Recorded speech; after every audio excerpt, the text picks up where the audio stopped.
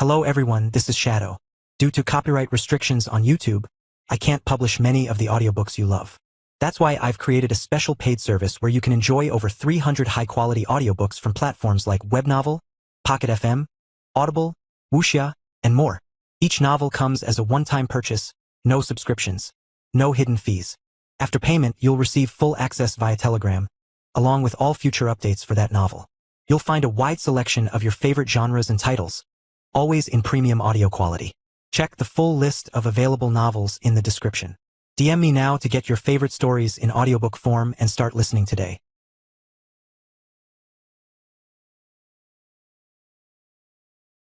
Chapter 1552 Class Obelisk. Now that the betting was settled, Carl stepped forward to the obelisk, wondering if it was going to react to him at all. He did make it, so it might not. Carl put his hand on the obelisk and fed it a bit of mana. Immediately, he found himself in the class selection menu, looking at a small group of copies of himself. Wonderful, it did work. Carl stared at the options in front of him. The first one was a beast rancher, which seemed odd, though the skills that it had were all related to animal health and growth rates. So the name was correct. Lotus would love it. The next was World Dragon Archpriest, predictably clerical in nature, though the skills didn't look like any cleric skills he had seen before. It was almost a mix between a green dragon's nature skills and Kara's chaos skills. Many of them were intended to influence the system, and the core skill was Awakening, to forcibly assign a class to a juvenile who was compatible. That one sounded fun, but perhaps not the best choice. Kara would definitely be a fan of that class, and would abuse it to extents previously unseen by humankind. But Carl moved along to the others. The third option was Immortal Beast Master Champion, and it was literally his class. All the skills were exactly the same, only the name of the class was different. He could almost feel the gods trolling him. The fourth was called Ancient Pet Sitter, and the skills were terrifying, especially the first core skill. All Things Are Pets allows the creation of a beast space type separate space, including a suitable kennel and food supply, for any species of bonded creature, living or undead. Increases growth rate and prevents illness. A memory of Ray's voice echoed through Carl's mind. The Dana space. The related skills all looked insanely powerful, but somehow sinister. He would have to come back after looking at the other class. The final option was the Immortal Beast King. The core skills seemed normal enough. Sovereign authority could command beast-type creatures to obey his will. Royal Guard granted a permanent buff to beasts one rank or more beneath the Beast King when they were protecting his people or following his orders. Honestly, it looked more valuable once you were at supreme rank, as Immortal was all considered one rank by the system, though it covered a massive amount of progression. Out of all the options, there was no clear and outstanding option. One was optimized for farming, one was for commanding armies, one was a cleric of the system, and the remaining one felt a bit like it was made by the sort of immortal who had brought the bunny girls to the clan as slaves. However, going through the Ancient Pet Sitter class, it got more normal once you got past the initial skills. World crafting enhances a world or domain-type separate space with the fundamental rules of creation and life. That skill alone would be enough to send Remy into a blissful state. The bonuses that it would give to growing new plants in the tiny world would be immense. But if Carl wasn't wrong, it could also be used to make the illusionary domain's occupants into actual living creatures. They wouldn't be able to leave the domain, but it would add a whole new level of realism, even beyond reality warp. However, it was the next skill in the tree that sealed the decision. Chaos Vortex creates a 5-dimensional rift, dealing chaos damage to all affected targets. Chaos damage affects the target's weakest resistance. Chance to apply time lock, paralyzing targets that are not immune to time element skills. The other skills looked like a mix of buffs for bonded beasts, attack and control skills. So it was rounded class with an unfortunate name. Ray would not be happy about being referred to as a pet. Not at all impressed. However, once she saw the benefits, she might change her mind. Plus, this class was much less point-intensive than the old one was. They could get some of the skills from the skill tree and still put points into damage enhancement from the Beast Master Champion skill, destructive beast. Master. Still, seeing the options that he had, Carl wondered if he had not picked up the right mix of skills to get the appropriate class. None of them quite matched the direction that he had been going in the past. Then he noticed a correlation. Ancient Pet Sitter had Tribulation Chain in its skill tree. How it was intended to use the skill seemed fairly obvious, given the context. It was for taming and restraining unruly beasts. The skill tree also had Soul Harvest further up the branches. It was grouped with damage buffs and combat skills, which included a number of combat styles. The more that he looked at it, the more comprehensive the class's skill tree looked. So, that explained why this particular class was an option. He already had 2 of its specialty skills, but not its core skills, which would have made it a waste to pick, even if the trees were good. Perhaps he would wait. He could grab a few more skills and see if there was a normal option along the Beastmaster line. That seemed like the best choice for him. The classes he could get were powerful but a bit too strange. Exit not approved. Please finish class selection. Carl stared at the system message. He wasn't allowed to leave the class selection menu until he picked, and he couldn't use any skills in here, so he couldn't try to gain another one to open a new class option. World Dragon Archpriest was clearly from Breath of the World, and it was a great class, an absurdly good class, really, just not the one he wanted. Beast Rancher and Immortal Beast King must be the base advancements of the Beast Master Champion class. It made sense. One was the combat evolution, leading many beasts. The other one, wait, that octopus had thousands of tamed beasts with it. If it had a Beast Rancher type class, it would make perfect sense.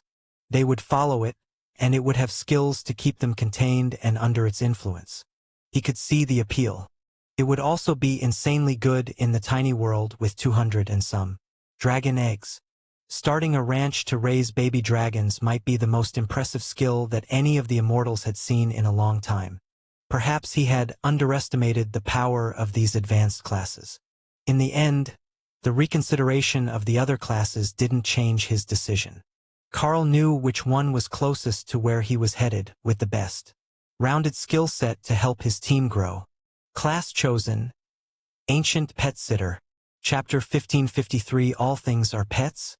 Once he finished selecting his class, Carl felt the power of the system flowing into him and the new skills appeared in his mind. That was when he realized that he had misinterpreted his new class entirely. All things are pets didn't create a mental space for more beasts. He could still do that with Blessing a Family, but the new beast space was a physical separate space. Also, what it called a kennel for the pets was not a small cage. When he focused on Leo, the space that it wanted to create was a gigantic island with a thatch hut and a magical food dispenser. It was almost like Leo's own space, but with a house. The one it would make for Rack looked like a haunted house if someone massacred the population of some random town inside it. She wanted one. Then she made a great realization. She could have one. She just needed Carl to cast the spell in her space, and she would have a whole special museum of carnage to sleep in. Carl rolled his eyes as he picked an empty spot to cast the spell, and the creepy house appeared in Ray's space. Strangely, it felt like it was both part of her space and not at the same time. It was a separate space within the mental space. That was going to need some investigation, as it felt like there was some essential knowledge involved that would help Carl understand the fundamental rules in a more profound way.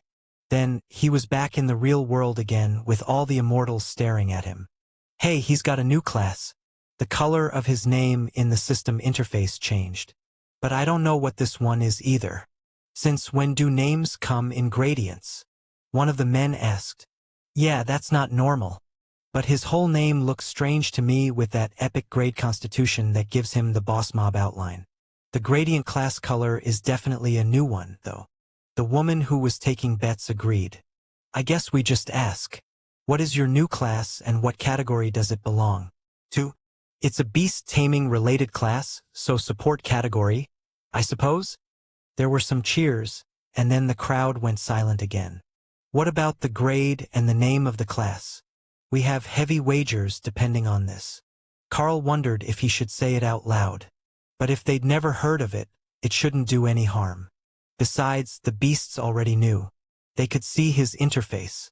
It's called Ancient Pet Sitter. I don't know grades, but it was outlined in golden light, the same as the other options I had. More cheering, and many pained groans went up at the announcement. So, it's a class that is above epic grade, and it's one that nobody wagered. I wonder if you got called a pet sitter because you've got a chaos badger and a demon spider? Calling you a beast tamer when you've got an untamable creature bonded to you just doesn't sound right. You're not wrong. The class name is the least relevant part of it all. The skills it comes with are spectacular. Oh? What sort of skills did you get? Like something to keep beasts entertained and fed while you watch them? One of the warriors laughed. Actually, yes. Check this out. Carl cast Illusionary Domain, coupled with Reality Warp. Then he filled it with Immortal Rank Lightning Sero and activated World Crafting. The magical plants and Sero immediately radiated the aura of living resources, and the Sero rushed over to get head pats from the nearby people. Half of them panicked, thinking they were under attack, while the other half laughed at the juvenile beasts and gave them the attention they craved. They're warm. I can feel the heartbeat. Are they alive? That is insane. What did you do? And these magical plants? What happens if we pick them? One of the immortals asked. It's an illusionary domain. You probably can't take anything out of here. But while you are in here, it is all very real. The space has the fundamental rules of creation and life imbued into it. Carl explained. That is both brilliant and evil at the same time. All these resources, and we can't take any of them. One of the men sighed. Min just laughed. But there are scaly puppies. I love Sero. This skill is absolutely wonderful. A few of the others realized that there was another use for this space. With the fundamental rules that it had, you could use it to progress in. The aura that certain plants and resources gave off had a resonant effect on the system. So, you could grow in the space, and it wouldn't matter that the resources were part of the illusion, as the effects they had on you would remain real. Though, you likely couldn't consume them and have the effect last past leaving. But it might be possible to consume them and get an effect that ended before you left. The effect shouldn't change, just as you wouldn't come back to life if one of those Sero impaled you before the spell ended. It might not be some completely broken free loot zone, but it was an absolutely amazing space to work on your power matrix, or to absorb energy, if you needed it for a skill or progression technique. Alright, I will admit that your class skill is pretty awesome. You can make a perfect illusionary domain to house beasts in. And it's useful for everything else. Compared to some advanced combat skills for a paladin, it does feel like you're on a whole other level. There are some fighting skills as well, but they're in the tree, and I haven't purchased them yet. Carl explained. Well, that's true for us all. Congratulations. We have a lot of wagers set to double or nothing. Chapter 1554. Send Dana in. Dana laughed as she heard that they were linking bets on both advancements, hoping to get better odds out of the wager. All right, I'm on my way in. Get your wagers ready. Before she entered, Kara took the chance to stack the deck on the outcomes. Chaos Gremlin Kara offers knowledge, skill, Chaos Vortex, is incompatible with the Dana Mage. Skill transfer failed. Chaos Gremlin Kara offers knowledge, skill, Dark Flame, has been granted to the Dana Mage. Skill learned. Chaos Gremlin Kara offers knowledge, skill, Tribulation Chain, has been granted to the Dana Mage. Skill learned. Dana missed the messages as she activated the obelisk, and her mind was filled with the class change interface. The options in front of her were mostly just what she had expected. However, there was one at the end that absolutely definitely did not fit with the theme. The avatar representing the class was wearing skin-tight latex, and carrying a chain that appeared to be made of divine lightning. It also had succubus wings, not fox ears. Sure enough, when curiosity won and she looked at the skills, Tribulation Chain was one of the core skills of the Enlightened Guidance Mage class.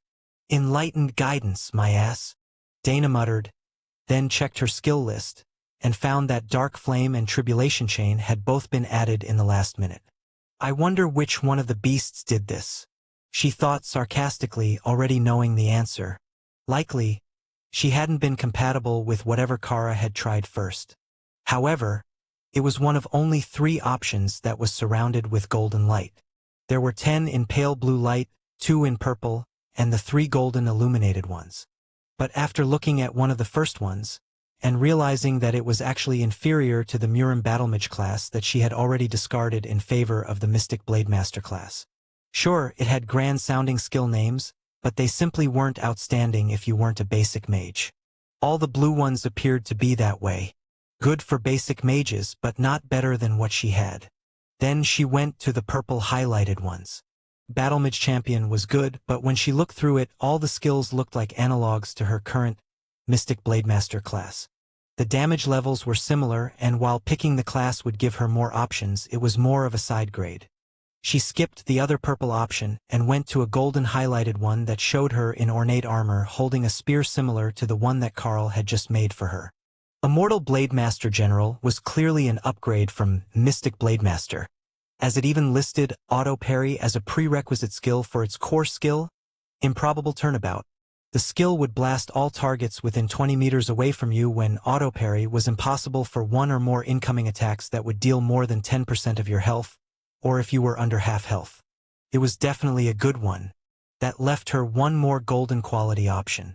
She had seen the Oddball class, the direct upgrade from her current class. And now, Dana moved to look at the final top quality option. Outwardly, it didn't look special. The avatar it generated was just like her own current appearance, with long white hair and fluffy fox ears. It even matched her outfit instead of showing her in a different armor style like most classes would. Golem Mistress. Crushing constructs. Increases golem damage or defense by an amount equal to 1 chosen skill. Damage type and effects change to match the chosen skill. That skill was absolutely broken. If she assigned Dark Flame to her golems, they would deal massive amounts of fire damage that would be nearly impossible to put out. Absolutely terrifying. Oddly, it only had 1 class skill. That was unusual for a top quality class. So, she opened the skill tree and found that it was all based on golems, as predicted. But it had more than just summoning skills. It had buffs, construct-specific skills, and even the ability to upgrade all golems to use additional skills that she knew. Having all her golems know auto parry was spectacular. Having them all know a barrier and an attack skill like Plum Blossom Slash as well would make them as lethal as any warrior. Or she could teach them one of her combat styles so they would be more agile and better combatants. The possibilities were as varied as her own talents. With Carl at her disposal, it wouldn't be too long before she would have at least a few new, rare, and unique sorts of skills. And then, she could have her epic golems learn them, making them a step up from the average dungeon boss. Then, she realized there was another option. She could have all her golems learn Warbeast and gain an epic grade constitution as well as upgraded armor. Or Elemental's Wrath to add 250% damage as fire and double their strength. A mere damage skill for her golems was only the start. The transformations were the truly broken way to abuse that skill. Transform them first, then buy the skills that would let her give the golems access to multiple skills. Then, even the base stone statue golems would be well-rounded combatants. Oh, there was also an upgrade to golem duplication that would improve it from doubled to tripled. That was way up the skill tree, but eventually it should be available. Class chosen Golem Mistress. Congratulations on unlocking your new class. Dana returned to the clan compound and found all the immortals waiting, anxiously with their betting slips in their hands. Golem Mistress, Gold Grade Mage type class with a conjuration focus. The spectators went into momentary chaos as everyone either celebrated their win or the loss of their bets. The only one that was not excited was Kara. She had foreseen so many wonderful things if Dana had just chosen the Enlightened Guidance Mage. Chapter 1555 Renovate. Now that the show was over, and both Carl and Dana had a new class, it wasn't difficult to slip away from the others and return to their apartment in the back sections of the clan housing. Neither of them had spent much time in the place since they arrived, and it was about time to make it their own. The uproar was spreading through the clan, as someone else had managed to unlock a gold tier class while Carl and Dana were busy with the elders. Now, everyone wanted to give it a try, even the ones that were 90% sure that their system was not going to be compatible. For some of them, they were stuck with a minimally functional system from a mortal world that they hadn't managed to upgrade, so this obelisk might be a small hope, but it was the only one that they'd seen. That was the drawback to recruiting from dozens of different worlds, just based on which ones had an immortal ascending. You never knew what you were going to get. Kara came out in humanoid form as soon as they got to the room, accompanied by a living avatar for Opal, upgraded with all of Carl's new skills. This place needs help. The array in the bedroom is good, it helps gather power into the spaces. But other than that, total dump, Opal decided. Welcome to the newbie quarters. Now, why don't we start building up some spells to place on the apartment so that we can live in proper comfort? Carl suggested. Not a bad idea. My illusionary domain can turn this living room into about 10 acres of space. It would be nice if it was a bit bigger, but we will work with what we have. Oh, you can use the Dana space spell on the spare bedroom too. Or try it on me and see what we get. Gotta left. If it's a room for guests, use it on Tion. You'll get something suitably cute and fluffy. Carl checked what it would give Tion as a space. He was living in a cave when they found him, so it might be the natural home for a fox. That would not make a great spare bedroom. Carl focused on Tion, and found that the room for him would look more akin to what he would think a wealthy young master's bedroom would be. Top quality materials, soft blankets, 3 different hiding spots, and luxuriously soft carpets. It wasn't bad. Out of curiosity, Carl checked to see what Thor's space would look like, and immediately rejected the idea. He was going to have to hold the talk with the Sero at some point. An entire wall of pictures devoted to Tessa was a bit excessive. But the rest of the decorations, Thor was definitely in lust with the war priestess. Dana's was the closest thing to a normal room out of all of them. No, that honor went to Ophelia. Her perfect room looked like a hunting cabin with fur rugs, log walls, and a training golem in the corner of the room, just in case you needed to vent. All right, what should we do for the living room? I think that I have the perfect room for the spare room. We just have to pick between the 2 best options. Carl explained. The space that they were going to turn into a spare bedroom was intended to be a decent-sized closet. But that didn't really matter when you used enough magic. Having 2 bedrooms plus a large relaxation area and kitchen in this small space would be more than enough. Besides, they still had the tiny world. Upgrading that with the skills and knowledge that he had gained with his new class was going to be a long process. But by the time that he finished the changes to the tiny world, it would be so much more like a real world that the line between what was a separate space and what was an isolated planet would begin to blur. Sure, the actual surface of the tiny world was not yet a full planet, but if Carl put in the work, he was reasonably certain that it could be the size of a moon by the time that he reached peak immortal.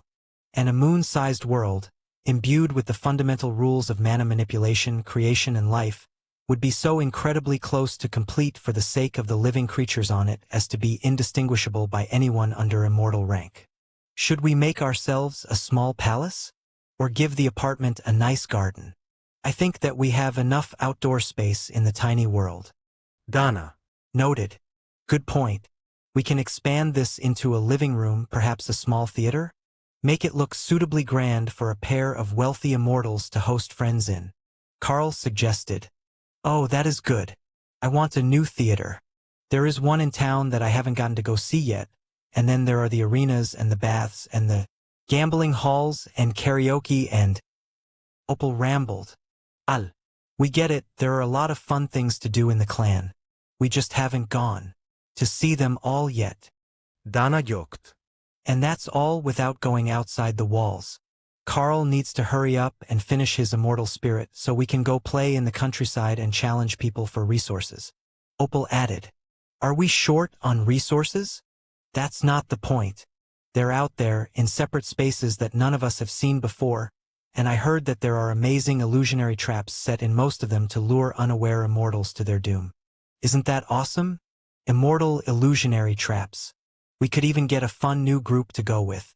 I would have suggested the cat, but I think she was traumatized, and she's not going to go outside and leave her reborn dragon friend unattended. Chapter 1556. Kara's Sage Advice. Carl let them banter as he planned the 3 distinct, separate spaces for the apartment. No, for spaces. He would improve the training and bedroom combo to utilize the mana-gathering arrays that were built into it already, layered with his own runic abilities and items. Then the spare room in the closet by the door, the main room and kitchen combo for entertaining would turn into a full mansion, and he would upgrade the basic bathroom into a luxury bath, sauna, and steam room. Opal definitely approved of the possibilities of that one. Let's make them all in the local style so we get used to being around new things, Kara suggested. Except the bedrooms. We need Ophelia's room and the Dana space optimized bedroom. Opal countered.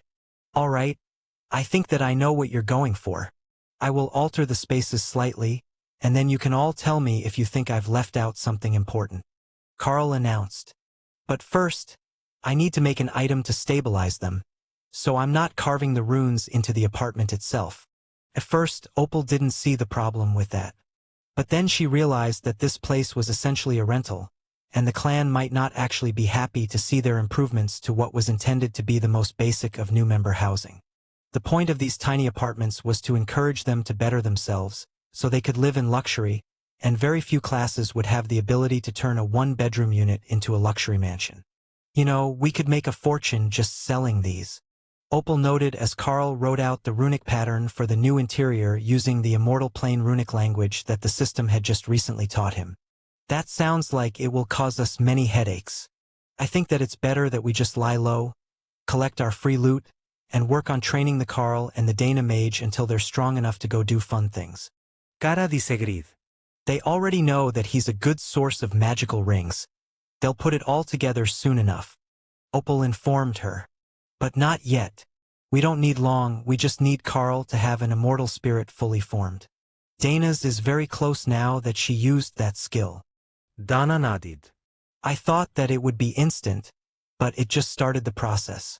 I will still need time either in the room or in the tiny world to infuse myself with power. I do worry that Carl might have a hard time. He doesn't have a skill to start the progression of his immortal spirit, and we haven't had an opportunity to look for new skills that will make it possible. Until we do, he might be stuck where he is, just overpowered at the very start of immortality. And because the immortal spirit isn't a major increase in power, our soul bond isn't having any real effect. We will make sure that once he's finished building the house for us, he heads off to the skill place while I explore the clan's amenities.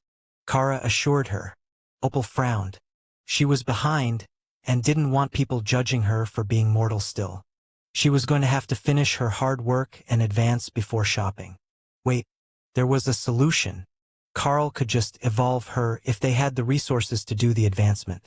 Kara examined the skill. I don't think that's going to work. Says that we need a greater displacer beast heart and a supreme ranked illusion stone. Even if the warehouse has those, I don't think we can afford them.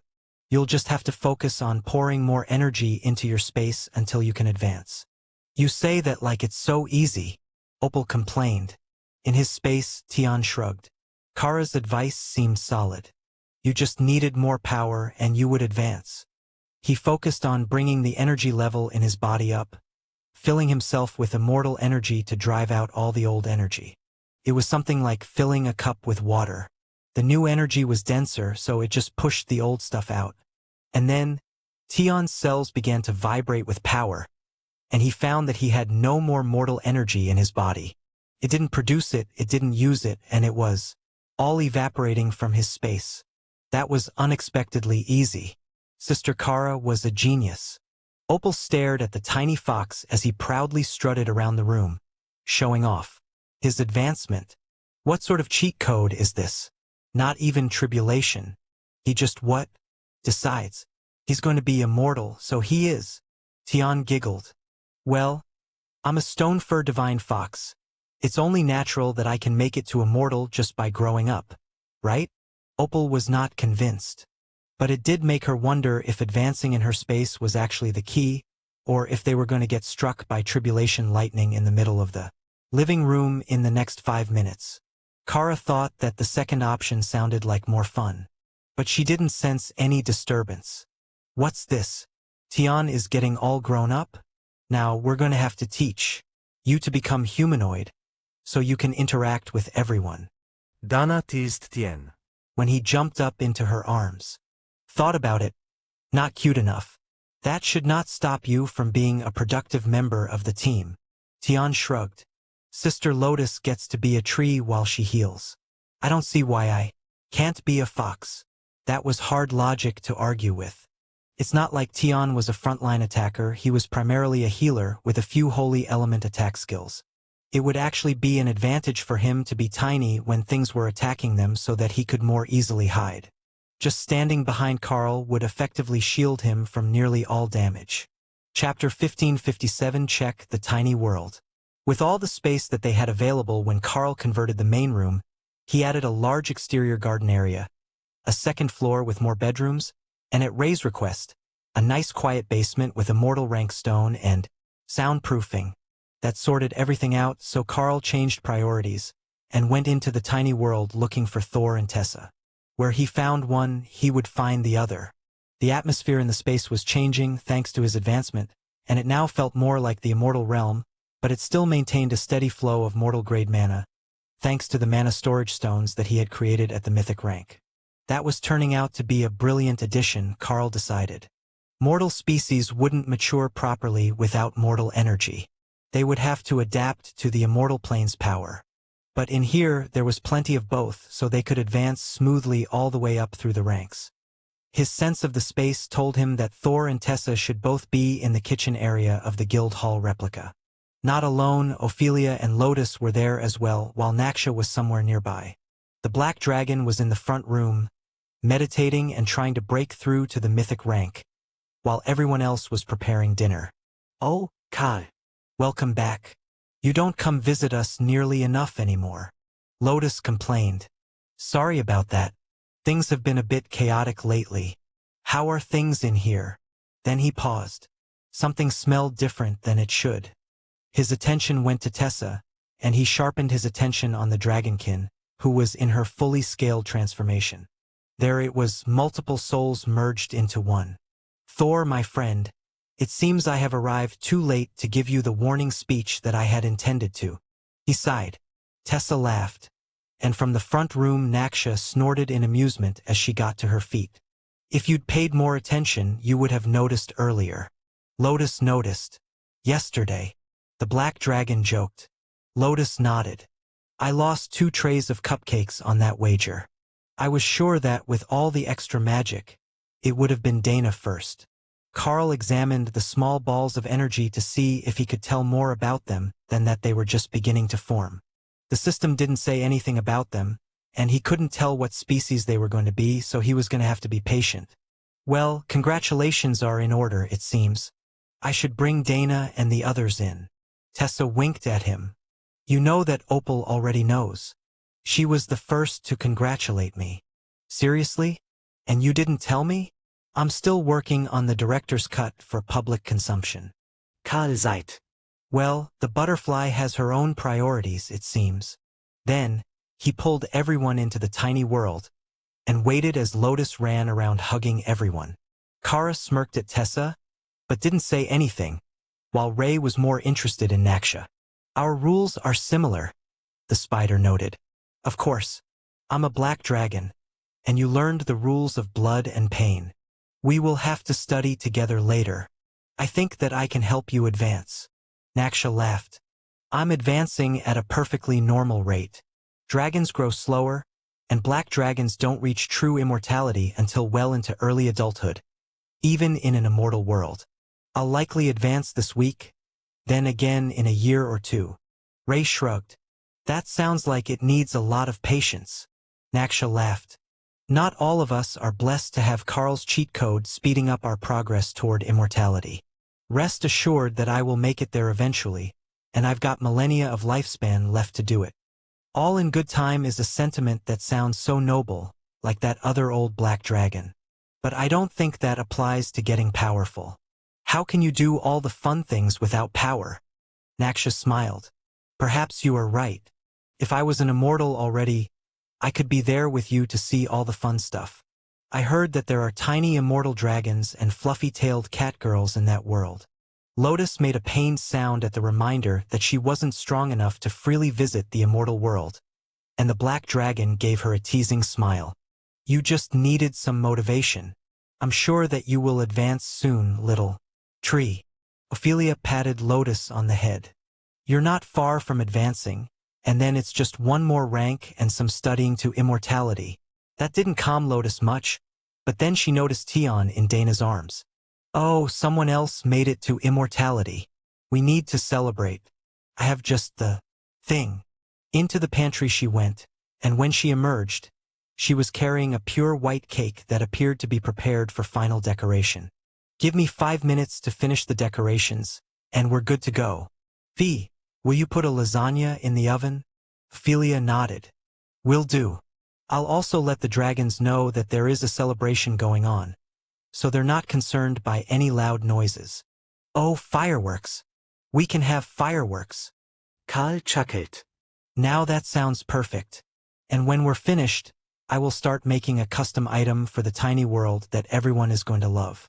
If you thought that the training golems and the theater were good, this will be even better. But the advancement is only half the celebration. We get to celebrate Tessa's impending motherhood as well. To think, our red dragon priestess will have her own little ones to learn with the other hatchlings. Dana glared at him. You should have started with that. Seriously, how did you wait until now to tell me? Oh my goddess, Tessa, that is so wonderful. Have you started thinking of names yet? Chapter 1558 Dessert Before Dinner. Tessa laughed. We've been thinking of all sorts of names. There is a spreadsheet. I swear that Carl does it just for the dramatic effect. Don't think that I didn't notice that half the beasts also realized and didn't say anything. They didn't even think it loudly enough that I noticed. Dana complained. Kara laughed as she poked at Tessa's still flat stomach. This is going to be so good. I can see it already. The possibilities. Ooh, I wonder if that new skill Carl got will work on them? It says nascent magical beasts, so it should, right? Tessa turned to Carl. What is she talking about? I got a new skill for improving things by 1 rank of potential or quality, and one of the things it can improve is nascent magical beasts. Because you're dragonkin and Thor is Thor, there is a chance that the children might be beast enough that it would work on them. However, we are not going to experiment, are we, Kara? Not yet. Not at all, are we, Kara? Fine. Be like that. But I'm like 80% sure that it will be no problem at all. If she was forbidden, she could just ask Remy to work on something later. Carl turned to the tiny Naga, who gave him her best innocent look as she prepped more materials for the bestial regeneration pills that she had been working on with Elder Socrate. Pills really were so much better than potions. Smaller, more stable for storage, easier to apply. She had even learned that you could just stick the pill in a big enough cut and hold it closed to activate the magic. How good was that? Only a few potions worked by just dumping them over people. Plus, if you wanted it to be a potion, you just dissolved it in a drink. Tion's tail flitted happily from his spot in Dana's arms. I, for one, am truly happy for you. More little ones is a good thing. Look how happy Lotus is, and she hasn't even seen them yet. Lotus looked up from decorating the cake and gave the little fox a hungry look. He was not going to escape her affection today. Not when this was a party for him. The cake was ready now, decorated with little white foxes, and congratulations, Tion. The back door opened, and Button came rushing in with Lyric right behind her. We heard the good news. Congratulations, Tion. Button gasped. Thank you all. Advancing is nice, I like this. Ophelia cut the cake and started handing out slices as everyone gathered around the table, except for Tion, who was placed on a soft black pillow in the middle with his piece on a plate in front of him. Ooh, this is fancy. I'm the literal center of attention. He joked as he delicately bit into the cake, trying not to get too much icing on his fur. Well, you've got forever to get used to it. Perhaps we will start to do this for birthdays too, so we have an excuse to do it more often. Lotus suggested. That sounds like we would end up having cake nearly every weekend, given the number of people around to throw parties for. But I think that we can arrange something to make birthdays special. Tessa joked. Button snapped her fingers as a realization came to her. We could do it just for the kids so that their birthdays are extra special. That's not too many, right? And then when all the dragon eggs hatch, they'll do it close together, so we can have an extra big party for them. Tion nodded as he licked icing from his face. That's a good idea. Baby dragons love cake. Big cakes, little cakes, all the cakes. Button shrugged. What could she say? Cake was amazing. Almost as good as breakfast burritos. Plus, if you eat a cupcake, it counts as a well-rounded diet. Lotus added. Ophelia thumped her on the head. That's not what the saying means. Now, I am going to get the food from the oven, and we can have a proper meal before you stuff yourself on sweets again. Lotus sighed, then began pulling items out of her storage, producing a huge bowl of salad to go with the food, plus a collection of garlic and cheese-covered breadsticks that smelled divine. These are one of my favorite new recipes with mystic cooking. The garlic is a magical plant that grows here, and it has the effect of not just increasing regeneration, but it relaxes the mind as well. Eating a full breadstick is as good as an afternoon nap.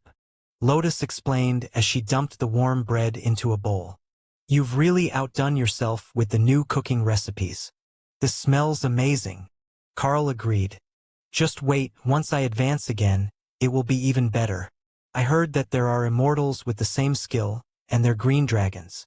It's practically destined that we're going to be friends. Carl just laughed. All you have to do is transform, and you'll be an instant smash hit. Lotus, beast form, transformation turned her into a green dragon barely a meter long, and the size hadn't changed as she advanced. So it wasn't tied to power, it was simply set by the spell. For her, that was a huge win. The food was served, and Lotus took a moment to cut Tion's portion into tiny pieces so that he didn't have to cut it himself or get messy eating from large chunks. The fox didn't mind, he could clean himself easily enough. But it was a good excuse to lean up against Lotus, who always smelled like flowers and sunshine. Tion was unlikely to realize that he was a target of the passive use of, if not friend, why friend-shaped. But even if she didn't have the skill constantly active, Lotus would have been one of his primary targets for affection. Only Dana, who smelled like fox and magic, was a better option than the tiny cleric. Chapter 1559 Finish the work. Carl let the others continue to party as he made a few subtle changes to the tiny world and added an energy-gathering array to increase the density of the immortal energy in the same way that their bedroom in the apartment was intended to. They might not have any permanent residence that needed it yet, but the eggs would grow at an astounding rate with the extra energy.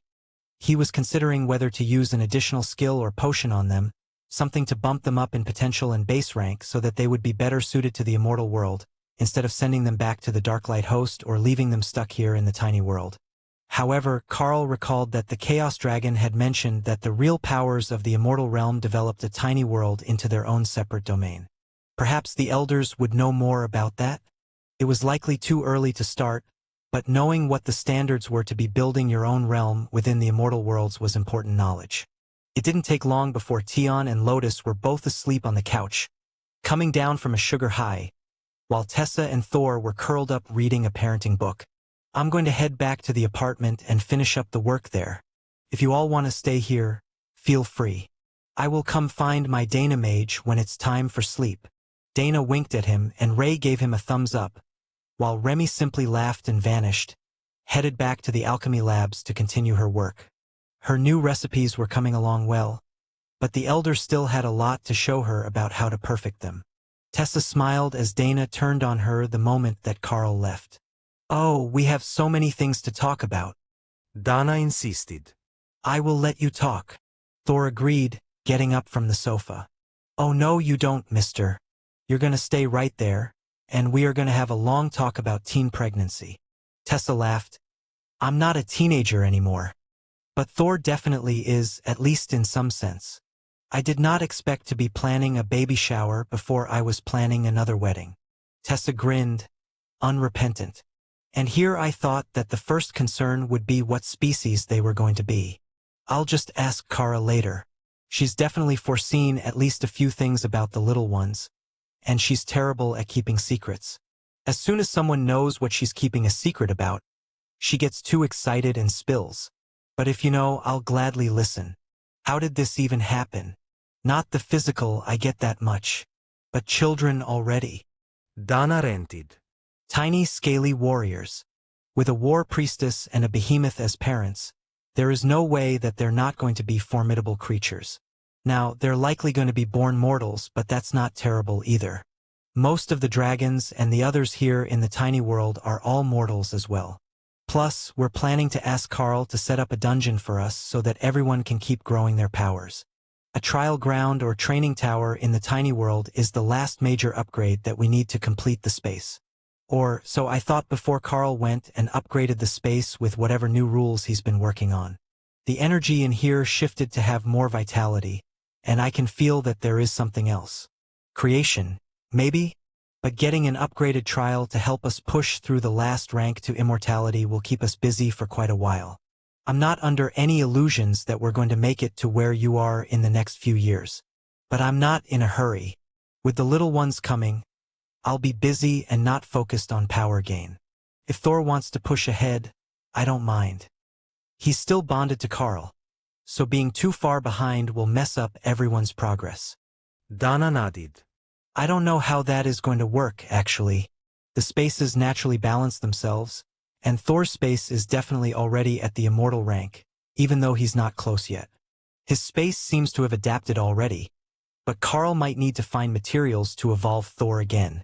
Thor sighed. That could be difficult. Getting the evolution materials to make a beast immortal is the primary reason that most species can't make it. Forget that I'm a somewhat unique evolution of the behemoth bloodline. Even dragons, who have the easiest time finding resources that will help them evolve and advance, only manage it a few times a century. We've been looking into it from the books that Matilda left here for the dragons in the tiny world. We've got the guidelines and we've got the skill, but I've already used evolution once, and the second time requires even more.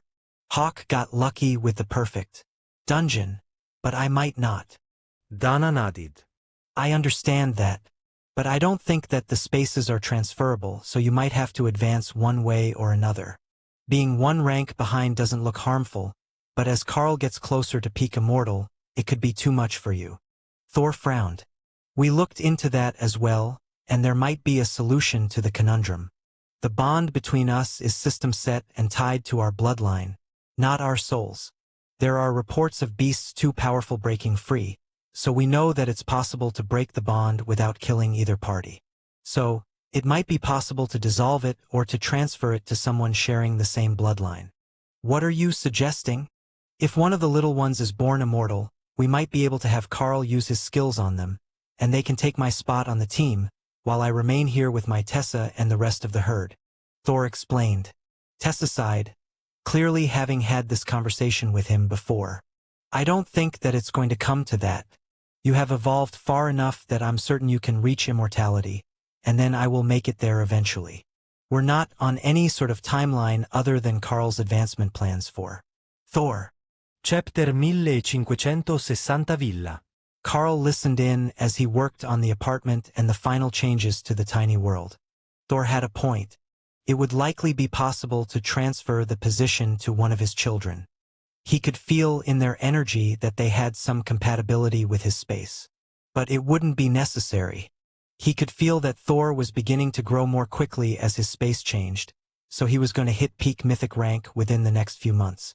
Once he did, it would be a matter of Remy finding the right potion to break the bottleneck, and he would make immortality. Thor fully understood the fundamental rule of lightning. Carl could see it right there in his interface. It wasn't comprehension holding him back. It was a bloodline that wasn't meant to advance this far. For that reason alone, Thor was going to need some time to advance. Even with the advantages of Carl's class. Thor's words did make Carl smile, though. Was a position as a bonded partner something that you could pass down to your kids? Thor certainly thought that it should be. But in a Sero pack, the elders became weak eventually, and they would slow the pack down, so it was only natural for a new generation to take over eventually. Not out of disrespect, but because it was their time to lead the pack to glory, the same as their ancestors had. The apartment was becoming a glorious mansion thanks to world crafting. Now that Carl had put in the work to beautify it, and he had done a full rustic cabin second floor for guests. while the extension of the actual bedroom was done to Dana's preference with all things are pets and reality warp on the illusionary domain. The only thing left to do was to inscribe all these designs onto an item so that they would be permanent, even when he wasn't here to maintain them. With everything active, it wasn't hard to stay focused on the runes and how to form them. He just needed to use immortal ranked earth manipulation to create a gemstone to carve them into. The real trick was to carve the runes at such an incredibly tiny size that they would not be able to be clearly read by most viewers, without messing up the line work and other aspects needed to properly implement them. That would also allow him to put the entire villa, as he was calling the small illusionary world, onto a stone the size of a chicken egg. It would be easy to carry, move around, and then pass down when it came time to update their space. The room already had incredibly potent barriers around it, but Carl did make sure that there were extra runes to prevent spying, and to prevent people from leaving anywhere but through the front door just in case. He already had Opal. They didn't need any other immortals or spies peeking in on their daily activities. His ability to visualize runes was far superior to what it had been before, and he could do entire spells worth of the work in a single thought, compressing them into a tiny patch of magical rune work before moving on around the orb. With everything in place, Carl was quite certain that the item was exactly what he needed it to be, but he had a new spell that really needed testing. Breath of the World involved actually breathing World Dragon Breath on the item as it was being completed, a feat only possible thanks to the skill in his current form. Item created, Illusionary Villa Immortal Rank, Totem Grade. Creates a hidden resting space surrounded in a durable defensive barrier. May be activated as a visible property instead of a separate space. With the item now complete, Carl activated the separate space linked to their room, then stepped outside to see how the effect was from the outside.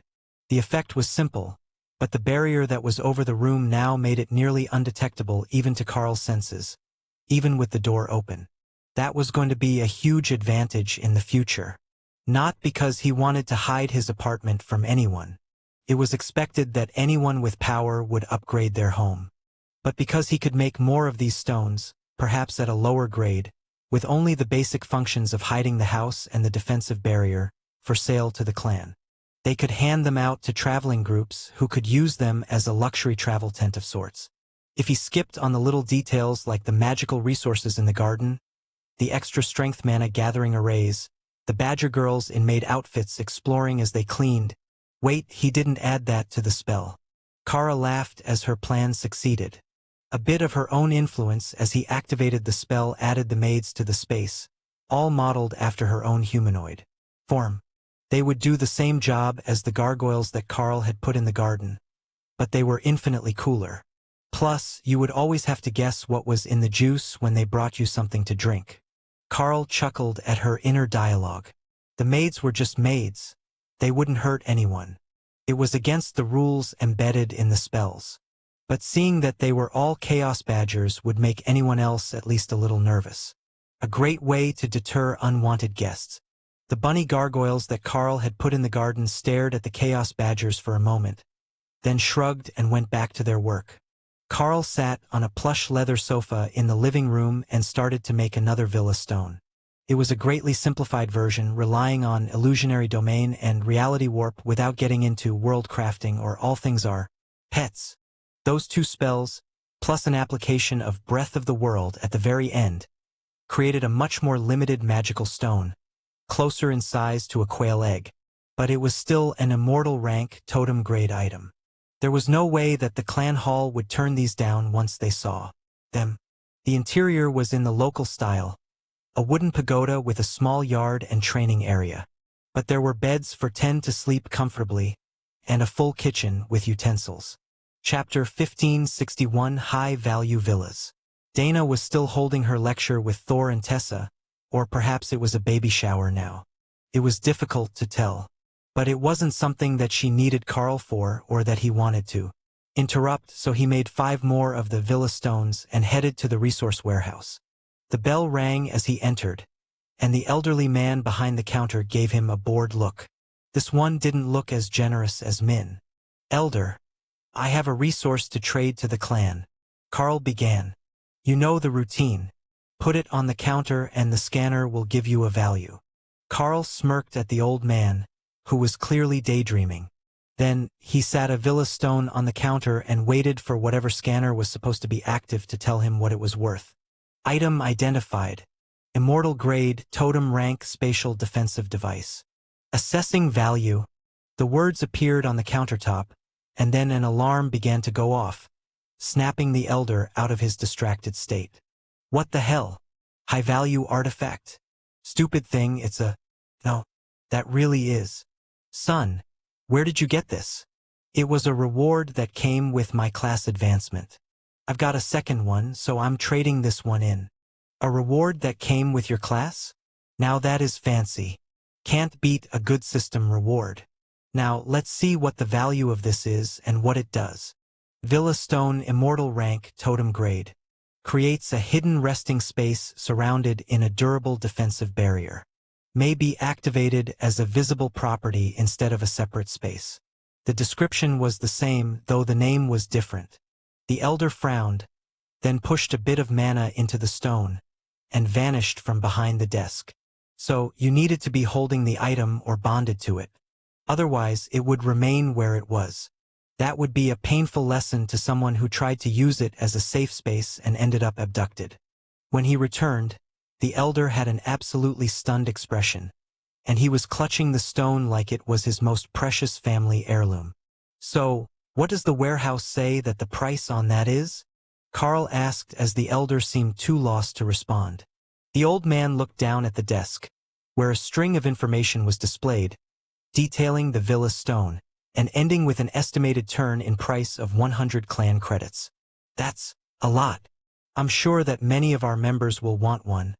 But even at the reduced markup, it's going to be quite expensive. Carl laughed at the man's concern. But don't you think that it's worth it? That villa is basically hidden even from most immortals. How much better of a camping spot could you ask for when you're out in the field? It has all the essentials, and you can even recover there in safety with the arrays that I built in. If you're in a tight spot, it might not hide you from a search party, but it will help passersby miss your presence. But that's not the only use for it. You can also use it in your apartment to improve your space and living conditions without splurging on a full renovation. Just putting it in a spare room gives you a whole other house within your house. The elder laughed. There are cheaper ways to renovate your house.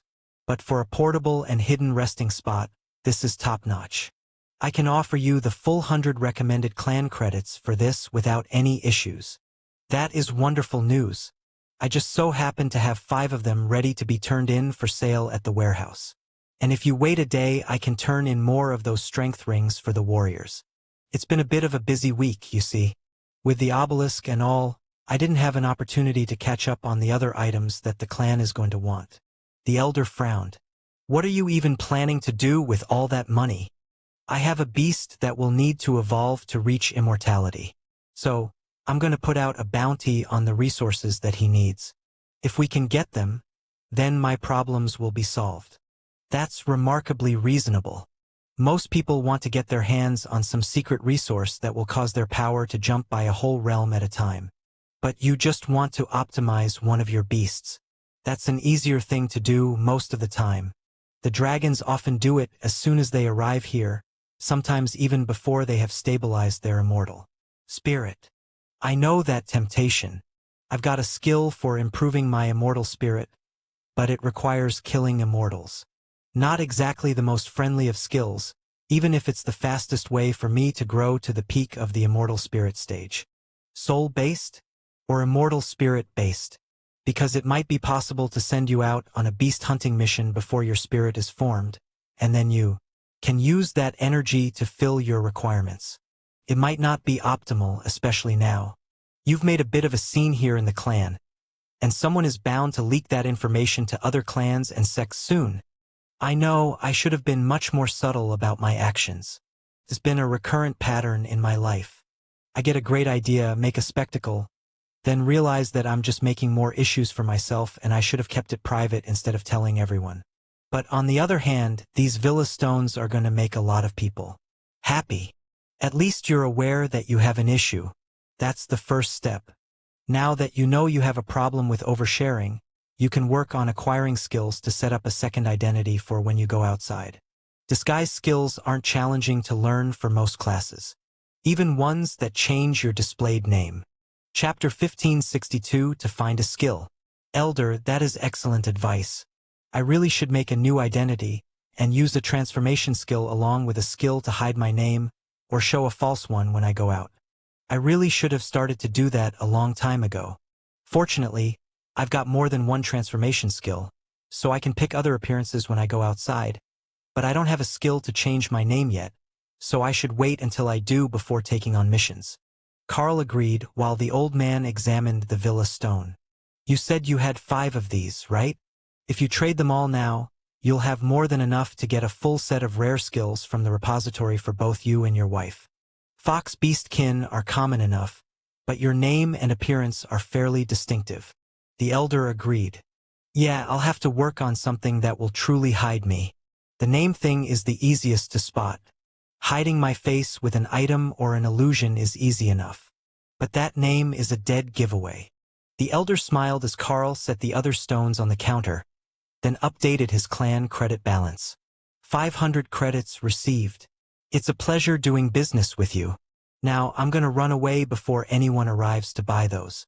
Too many people watch the updates.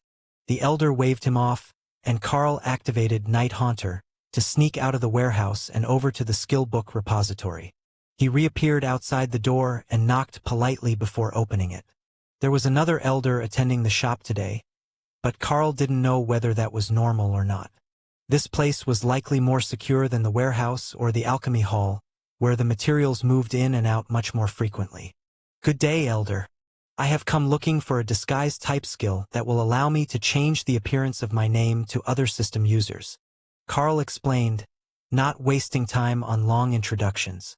Your best bet will be Imposter. You'll find it in the Rare Skills section, 2nd floor. Disguise Skills section on the south side. If that one isn't for you, then find the one that you like and bring it here before using it so I can accurately record the title and have the replacement made. Rare skills are 200 clan credits each, but if you can find a common grade version, it's only 10. Thank you, elder. I will head up now. The old man nodded and went back to his reading, while Carl entered the main hall. It was set up as any other library, only the entire contents were skill books, scrolls, and a few artifact grade items that should grant skills when used. It was practically heaven for Kara. One day, she would come in here and rearrange everything. Carl first went to the common grade skills on the 1st floor, and quickly found that there were no section labels for anything, and they were organized mostly by the class that could use them. Skill books were mostly designed so that a certain base class could use them, and then advanced classes could use one or more base class types of skill books. For example, druids could use cleric and ranger books. Stop. There is a book here that we must have. Kara insisted, once she realized she couldn't come out of her space within the repository. Carl turned to where she was indicating, and began to laugh as he read the title. Vicious Mockery inflicts mental damage on affected targets. Carl took the book off the shelf and tucked it under his arm while he looked for the skill he had actually come for. There was no way that wasn't a good skill, and someone in the group had to be able to use bard skills. Being a beast master really was a cheat code in that way. He could use what the beasts could use, and with a very team like this, he could use nearly anything. Specialization has advantages too. Can you imagine fighting someone with a whole herd of lightning Sero, or those things that shared a barrier? Garayoked. They would be the ultimate tank. Unfortunately, he didn't know that skill, or he would teach it to Dana so that she could use it to tweak her golem army. Nothing would be funnier than watching arrogant immortals face the fluffy-eared mage girl with invincible golems. The absolute frustration before they were hacked into tiny little pieces would be glorious. And the ears wouldn't even get dirty. Tian agreed. Carl found the section with the rogue skills, including a half-dozen different variations of the disguise skill. However, when he examined them, he got a system error message, informing him that he could not use that skill. That was also new. Usually, you only found out after you tried to open it. So, he went up to the 2nd floor, looking for the imposter skill, but not holding out much hope. If the system didn't consider Ray to be compatible with rogue skills, he could be in trouble trying to find a skill that would give him a new name. He could try changing his title when he went outside, as that was how many of the others saw him. That might buy him a bit of time before anyone from another clan or sect identified him, assuming he changed his appearance.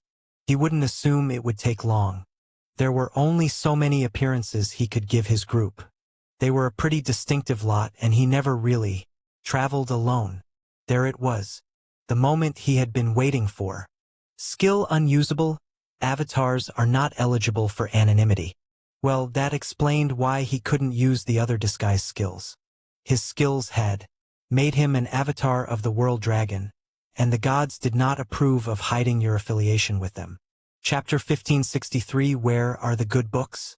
If he couldn't use a skill to hide who he was, Carl knew that his best option was going to be to change his title when he went out, and use a more obscure form so that he wasn't immediately recognized.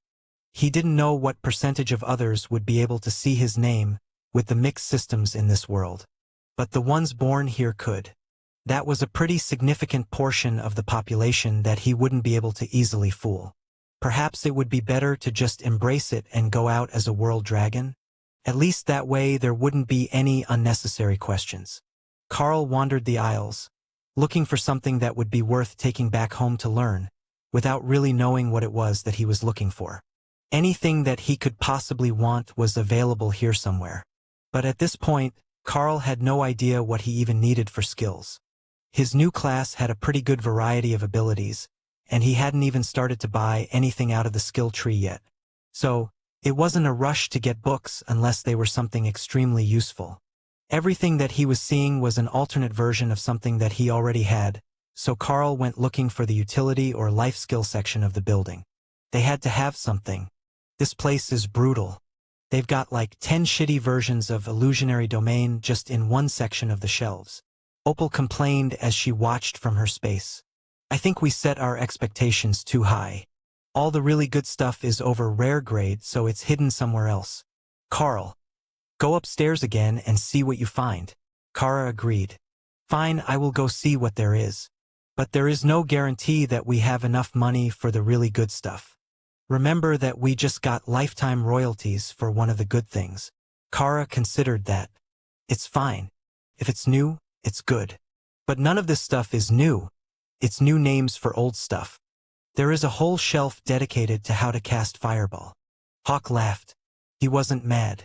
Learning Fireball was the best thing that they could be doing with their lives, as far as Hawk was concerned. But he was amused that they had come up with so many different ways to teach something so simple. There are so many nearly identical books in here. It's a bit silly to need so many copies, but I guess there is no unified skill for teaching skills, other than the one that we've already got.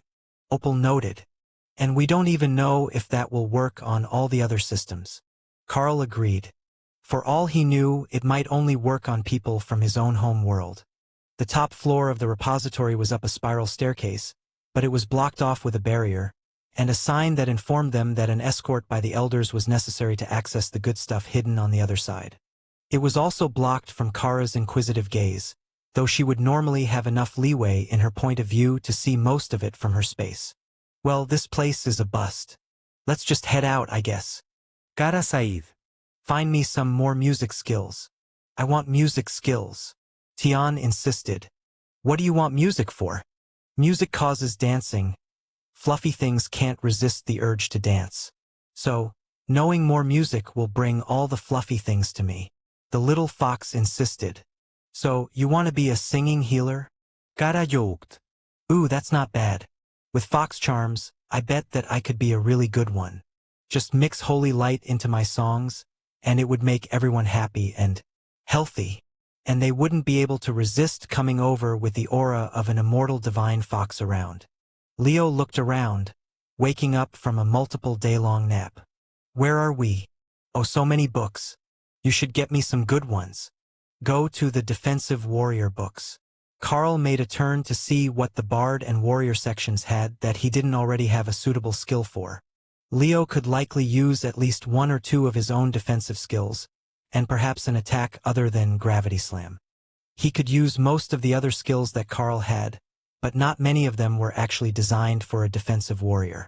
Assuming he was going to be humanoid at some point so he could use most of these skills, He didn't have fingers to hold weapons. He couldn't use a shield or most other accessories. So, it really was just damage absorption and barriers that he needed. Now that Carl really looked at him, Leo was growing at an astounding rate. He was already larger than Ray, though it was difficult to tell with him floating in the water. His back was sprouting various plants, and he was beginning to resemble the name False Island Giant Turtle. If he used the behemoth skill, he would be a truly formidable combatant, despite his youth. Carl didn't actually know how large the turtle was supposed to get, but it wouldn't surprise him if the species was actually ridiculous in size. How Leo would function in his natural form if he was a kilometer across was questionable. But at least he could transform into a humanoid to come out and play with the group. Oh, there are good ones for warriors. See, there is stone form, invincible defense, and even Thor's bulwark skill is here. I can use that one, no need for another book. But the other two sound good. If I combine those with the skills that I already know, I should be able to block anything with my shell. Then I just need an equivalent to Flipper's what to use with a human weapon. Carl chuckled at his annoyed tone. Well, I've got Crushing Blow, which is a good one for using a blunt weapon. That would be all right. Between that and Gravity Slam, Leo would have at least the basics of a combat skill set until the turtle could get into an actual fight and decide what style he wanted. Chapter 1564 Leo in the Wild. All three of the books that they had gathered were common grade books. Given that sad state, Carl realized that he might need to tweak them a little bit with Skill Merger, and hopefully a bit of luck from Skill Master as well. If he could at least turn them into rare skills, they would be much more useful than these base warrior skills. But they had 3 skills for only 30 clan credits. Now, they just needed to find a musical skill for Tion, and they could go. Oh, there is another good one. Get me that one. Leo insisted. Carl turned to see what the turtle wanted, and found that there was a druid skill named Healing Breeze on the shelf. Again, a common healing skill, but one that they didn't have, and Leo was certain that he could use it. Carl added it to the stack, then went to see what had caught Tion's attention. String Instrument Prodigy looked like it should give the knowledge that he needed, then Tion would just need music sheets or some creativity. All right, are we done shopping now? Carl asked, speaking out loud, as he scanned the shelves for more useful stuff. At the door, the elder shook his head in dismay as the strange young man started to talk to himself again. He had been doing that on and off the whole time that he was inside, to a greater extent than even sending system messages to another clan member would explain. All right, what have you found? That's a pretty varied collection. If someone is pressuring you to buy them skill books with your points, I can refuse on your behalf and talk to them about the rules. The elder informed him. Tion came out and grabbed Vicious Mockery, as well as String Instrument Prodigy from the stack. That made the elder smile. Ah, I see how it is now. You're a ranger type. I likely should have remembered that. I seem to recall seeing you in court once before. If you're buying for your bonded beasts, it makes more sense that the skills are all over the place. Alright, that's 40 credits. You can use the books right here, if the beasts fit indoors. Leo came out of his space and settled on the street outside the repository. Oh? A hatchling False Island turtle? He's going to be a force of nature once he's grown. I do hope that you have a skill to keep him fed. By the time that they get to supreme rank, they're nearly 50 kilometers across, and the food requirement if they're not in the ocean is beyond what any natural setting can provide. Carl nodded. Indeed I do. I prepared all the necessary skills to keep him fed and happy as he grows. In the tiny world, Thor whistled in appreciation. He might be a behemoth, but 50 kilometers across? That was just crazy talk. Especially when you were turtle-shaped. A 50-kilometer long snake was massive. But a 50-kilometer turtle was a mobile city. Good thing they had unobtrusive behemoth to help him keep his size under control so he wouldn't have to transform just to do basic things. Their baby turtle was growing up fast, and he was even picking his role in the group. Now, if Leo could learn to use mirror images, it would be extra funny. Tion learned his skills and did a little happy dance on the counter, celebrating his victory. Then Leo learned stone form and invincible defense, and transformed so he could add a ruined building on his back to go with the plants. It wasn't much of a building at his current size, but it was a great start. Does he know how to transform? The skill repository elder asked. Leo nodded and transformed into a small tortolan child, barely waist-high on Carl, with a grassy shell on his back and an armored chest. He equipped himself with a pair of boots and a tricorn hat before nodding in satisfaction. His armored form didn't go well with common clothing, so this would be enough. Well, hello, young turtle. Might I know what your name is? The elder asked in a gentle voice. I'm Leo. It's a pleasure to meet you. You already knew that I am going to be the group's new defensive warrior. My big brother used to do it, but he's busy being a dad. The elder laughed. Leo's species were terrible parents. They mostly left their eggs on a shore somewhere, and if the hatchling lived, it lived. Oh? I haven't seen another false island turtle in a long time. The elder noted. Brother Thor is a behemoth. We're not blood brothers, but bond brothers. Did you know that behemoths take 1 less point of damage for every day that they've lived? That's a pretty cool skill. If I was 1,000 years old, I bet that I would be invincible with that skill. The elder nodded in agreement. Indeed, little one. But if someone taught it to the clan leader, I bet she would be invincible too. She's at least 1,000 years old. Leo frowned. But she's kind of small. Even I'm bigger than she is. Is it size that determines that? The elder joked, treating Leo as the small child he was, despite his mental advancement being accelerated by the bond with Kai. Must be. The Dana mage is soft and fluffy and small. Tion is soft and fluffy and small. Kara doesn't count, and Sister Ray is much less soft and much harder to damage because she's bigger. Then there is the Carl, and he's too tough for anyone to beat up. Leo informed him. You're certainly right. The bigger ones are much tougher. Carl smiled at the pair. Elder, there was one thing that I didn't find in there. There were no skills for forming the immortal spirit. The elder shook his head. I don't believe that anyone has a book for that. It's either in your skills or you have to do it the hard way. But if you go talk to the monk elder, he can likely guide you on the right path. He's studied most of the power matrix styles, and he will know how to get started on your immortal spirit. You've managed to help your beasts do it, so it shouldn't be impossible once you learn the trick. Who has their spirit formed? Carl asked, confused. The elder stared at him for a second. The Chaos Badger does, for certain. And so does this tiny fox. Chapter 1565 Leo Needs Education? Where do I find that monk elder? Carl asked. If he wasn't even able to properly determine which of his beasts had fully formed their immortal spirit, he was missing something fundamental in the process. Then, he should be able to get the monk to tell him how to start transforming it so he could start on the void immortal stage. Leo poked Carl. I need bling. Do you have any of those warrior rings? I will make you some when we get home. I'm sure that Ray will have something for you as well, so that hits don't get to your shell directly. Carl replied with a smile. Leo nodded in satisfaction. He rather liked it out here. The air smelled different from his space. More like people, even if it smelled less like food. While he was standing there, enjoying the day, a woman in white robes stopped next to him and reached down to take his hand. Young man, are you new here? You should be in school right now. She insisted in a stern tone. Leo looked up, confused. Yes, I'm new. But I don't go to school yet. Nonsense, you're clearly old enough. Now, let's get you to class and then contact your parents. Do you have a sibling in the school?